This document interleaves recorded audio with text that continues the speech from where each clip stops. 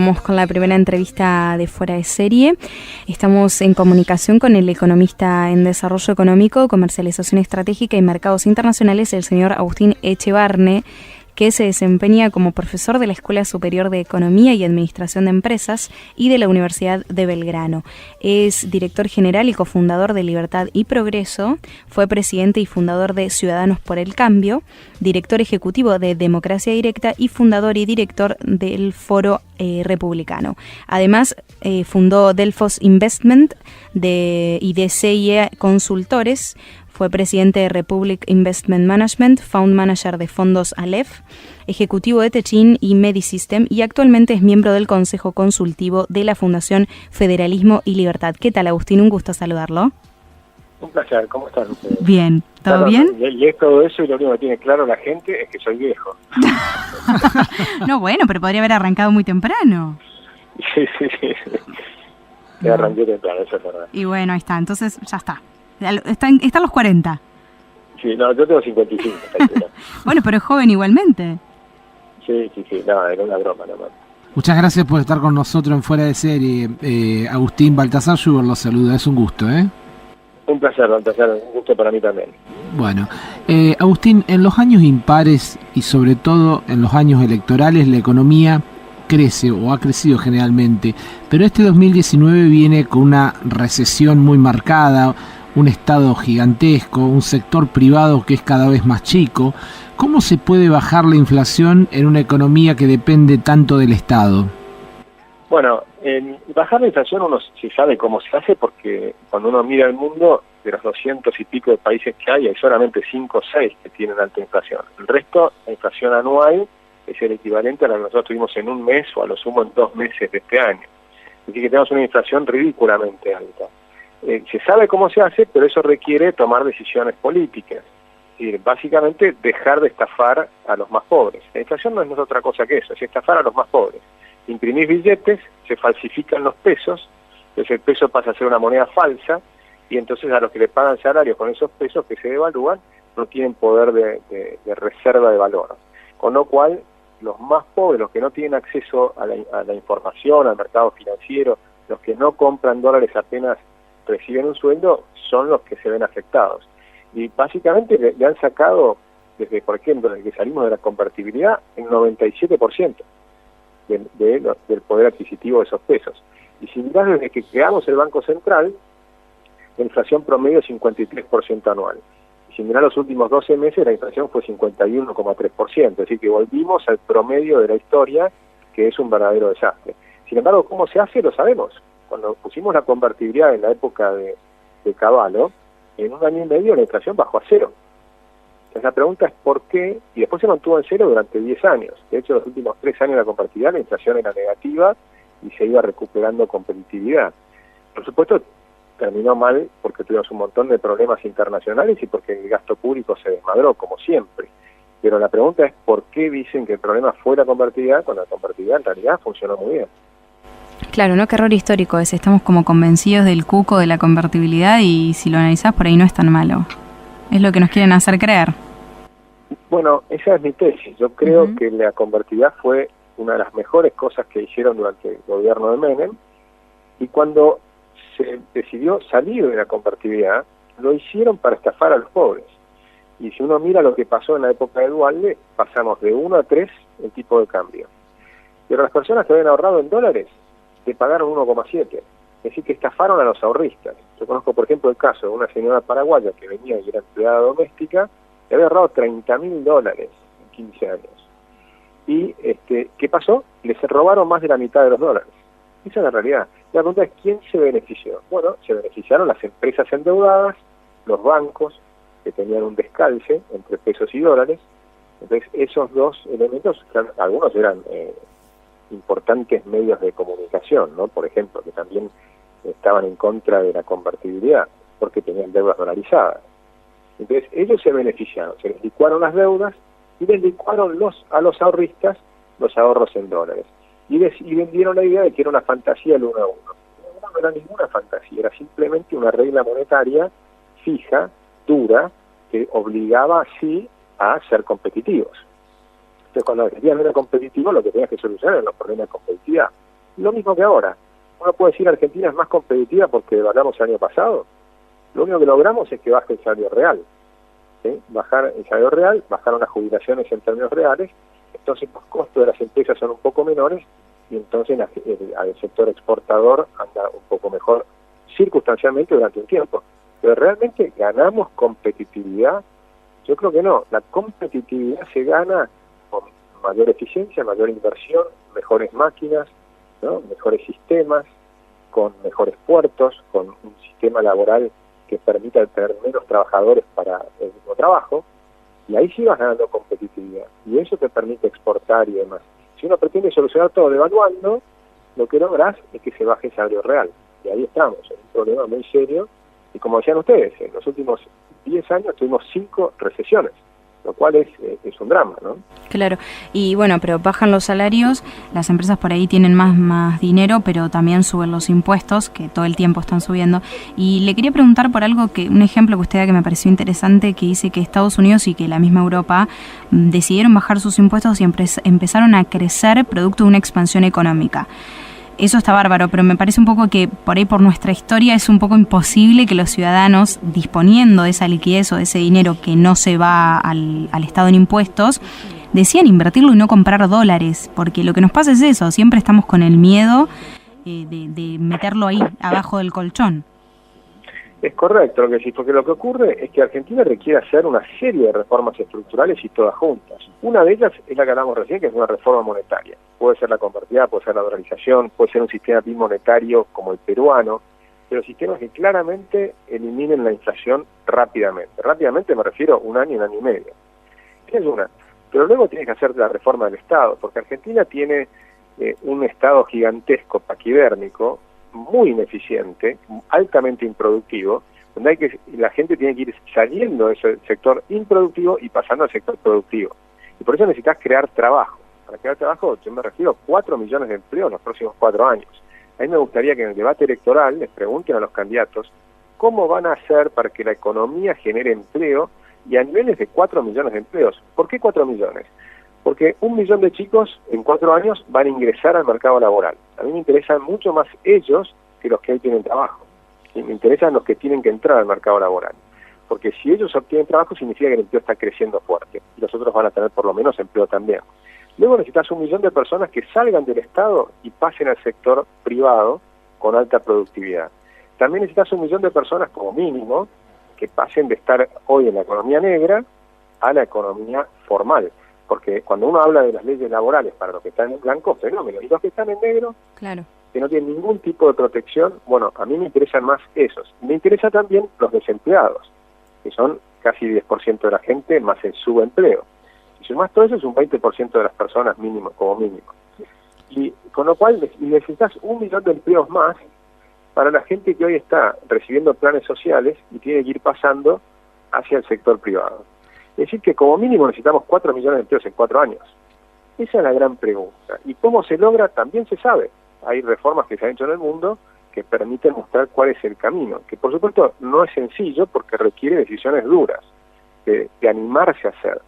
Una es, por ejemplo, la reducción del Estado. Después necesitas la reducción de los impuestos. Si no bajas los impuestos, no podés tener crecimiento. Pero también necesitas una mega desregulación. En Argentina hay 69.000 regulaciones o más, porque ni siquiera saben en el gobierno cuántas regulaciones hay. Y muchas de ellas son hasta contradictorias, las están empezando desde hace 3 años, ¿no? A tratar de analizarlas y las van sistematizando, pero por ahora han llegado al 65-70%. No saben cuánto porque no saben cuál es el total. Esa es la realidad. Dejaron un desastre en los gobiernos anteriores. Y luego tenés el problema de las leyes laborales, que son antediluvianas. Te doy un ejemplo. Para manejar un barco en los puertos argentinos necesitas 3 veces más personal que en los barcos en los puertos de Sudáfrica.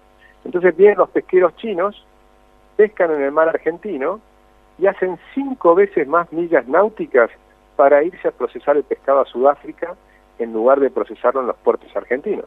¿Se imaginan que eso es una destrucción de valor para Argentina fenomenal?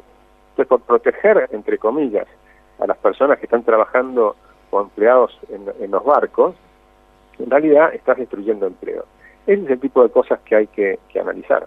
Claro. Agustín, las semanas se conoció la noticia de que el sistema de la Reserva Federal de Estados Unidos, es decir, el Banco Central estadounidense, va a mantener estable la tasa de interés hasta el 2020.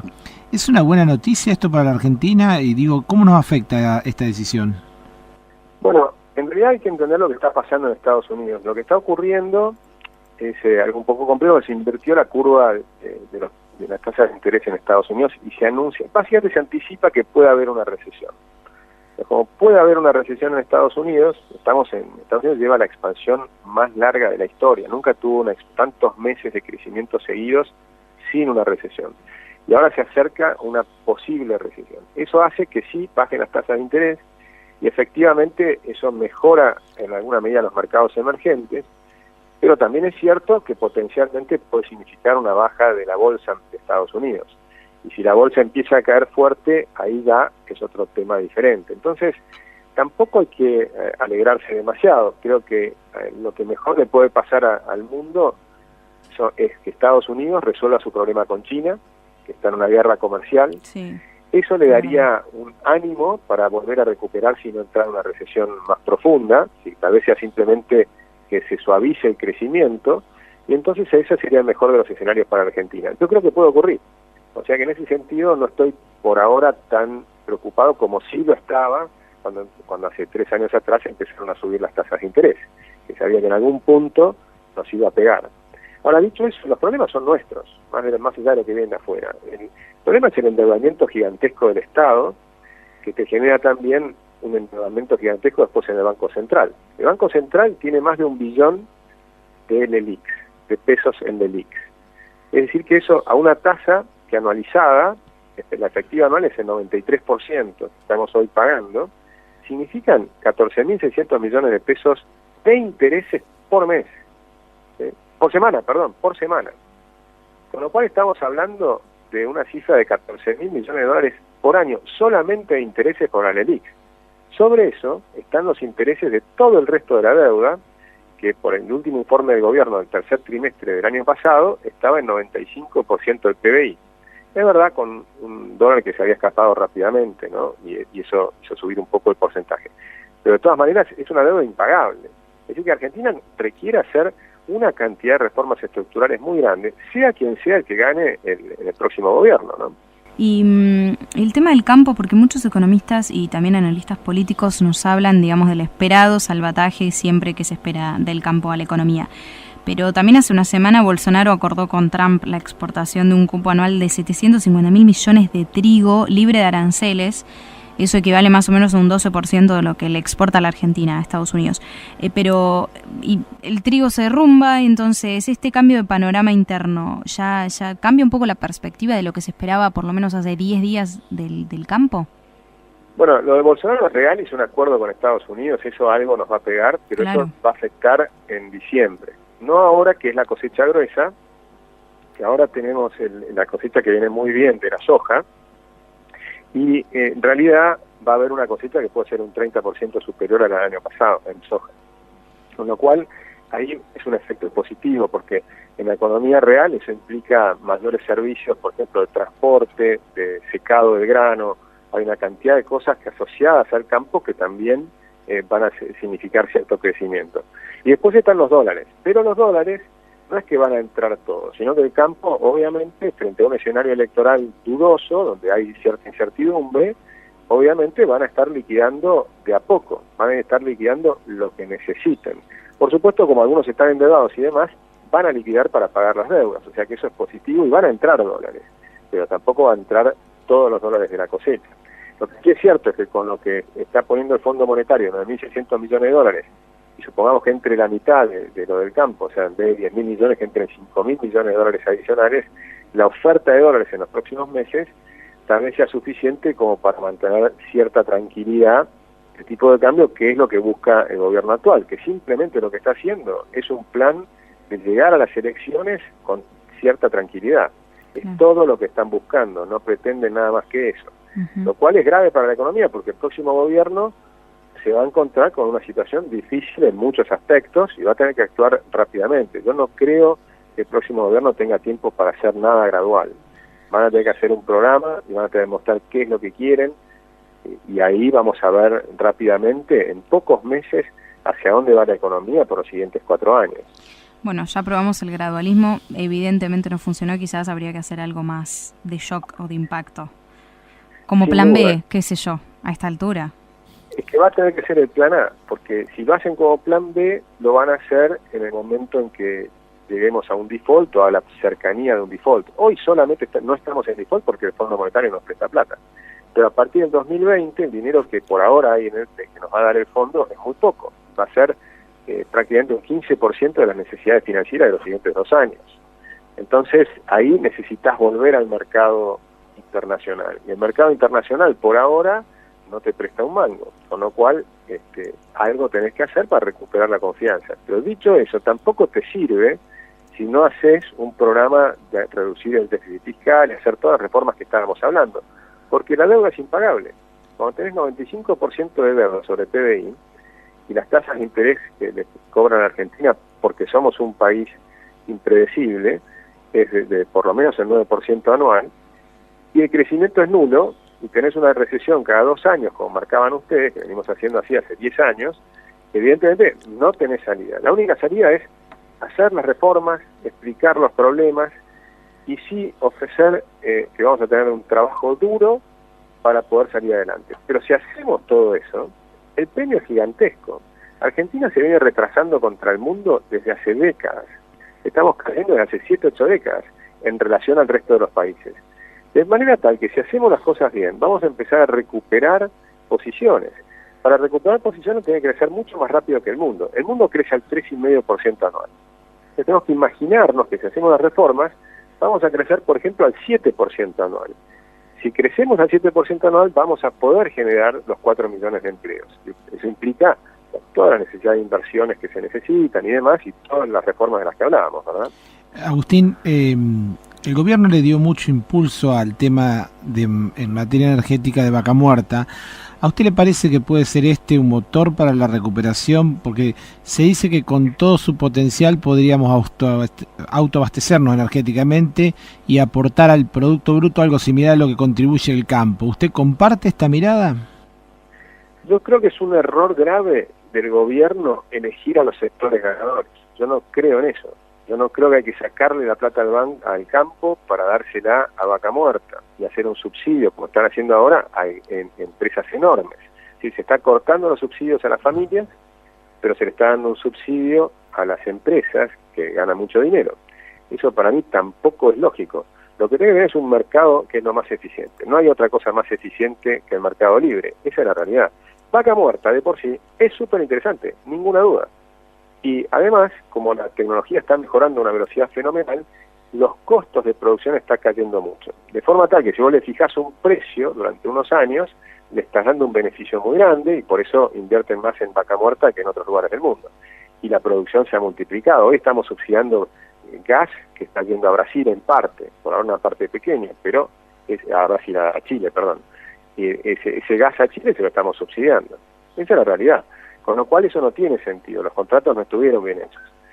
Ahora, que Vaca Muerta puede ser interesante sin lugar a dudas, pero muchos otros sectores pueden serlo también.